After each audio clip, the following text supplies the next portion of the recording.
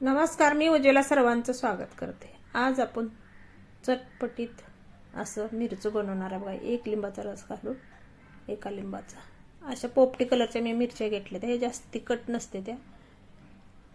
असं तुम्ही मिरचू करून चपाती बरोबर भाकरी सोबत खाऊ शकताय।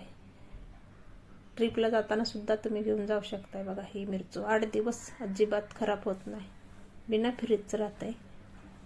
अगदी सोप्या पद्धतीने आपण आज लिंबू मिरची करतोय।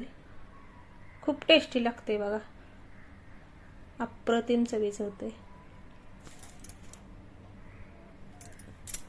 इथे मी 150 ग्रॅम मिरच्या घेतल्या त्या बघा। अशा लांबत्या लांबत्या मिरच्या घेतल्या त्याने, पोपटी कलरच्या त्या। थोडासा देठ काढून टाकायचा आपल्याला। असं मिरचीचं आपण छोटे छोटे तुकडे करून घेणार आहे। तुम्ही ह्याच्या परत छोटे केले तर पण चालतंय, मी थोडंसं मोठं करते। तुम्हाला जसं आवडेल तसं तुम्ही करू शकताय। आता थंडीच्या दिवसात आपल्या जेवणाची चव वाढवणार, जिभेची चव वाढवणार असं ही मिरचू होणार आहे बघा चटपटीत। असं मधून काप करून घ्यायचं म्हणजे मसाला आत शिरतोय बघा। अशा पद्धतीने आपण मिरचू बनवणार आहे। थोडासा देठाचा भाग काढून घ्यायचा, सगळाच देठ नाही काढायचा, देठात पण खूप टेस्ट असते। तुम्ही देठाच मिरचू करून बघा, किती अप्रतिम चवीला लागतं। असं देठ काढून मिरचू करून बघा, तिची चव जरा वेगळी लागते। खूप टेस्टी ही मिरचू होते बघा।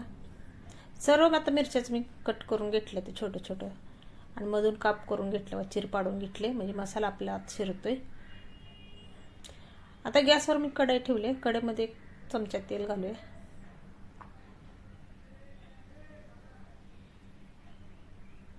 जिरं घालूया अर्धा चमचा, मोहरी घालूया अर्धा चमचा।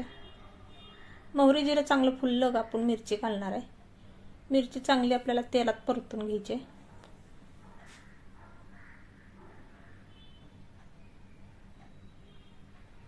मिरचीला डाग पडोपर्यंत आपण मिरची तेलात परतून घेणार आहे बघा।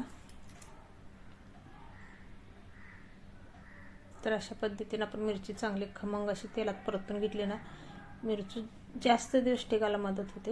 म्हणजे मिरच्या चांगल्या तेलात भाजल्यानंतर हो का, सगळ्या मिरच्याला असं डाग पडले तर म्हणजे तेलात चांगली परतली मिरची बघा।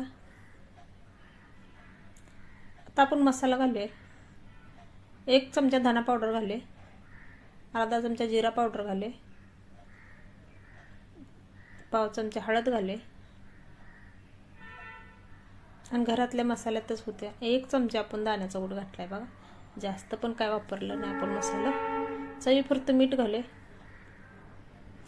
ह्या मिरच्याला काहीच लागत नाही मसाले जास्त, बिगर पाण्याचा आपण ही मिरची बनवणार, त्यामुळं 8 दिवस टिकते बिना फ्रीजचं बाहेर। प्रवासात सुद्धा घेऊन जाऊ शकताय बघा। 1 लिंबाचा आपल्याला रस घालायचा त्याच्यामध्ये, चटपटीत ही एका लिंबाच्या रसाचं मिरचू होतंय। भरपूर असा रस घातलाय बघा मी।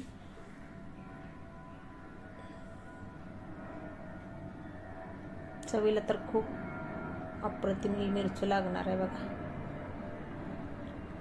तुम्ही भाजी काही नसली तर अशी मिरची संग तुम्ही चपाती भाकरी खाऊ शकताय। झाकण ठेव 1-2 मिनिटं, 2 मिनिटांनी हलवून घेऊया। आता आपलं मिरचू तयार झालंय बघा। सगळा मसाला आपल्या मिरच्यामध्ये शिरलाय आणि कलर तर किती मस्त आलाय बघा। खरं सांगते की लय खूप टेस्टी मिरचू लागते बघा।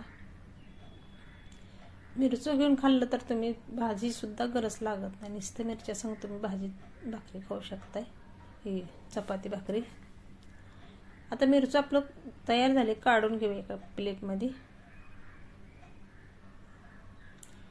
आणि तुम्ही ही मिरचू चपाती संग खाऊ शकता, भाकरी संग। धन्यवाद, बाय बाय।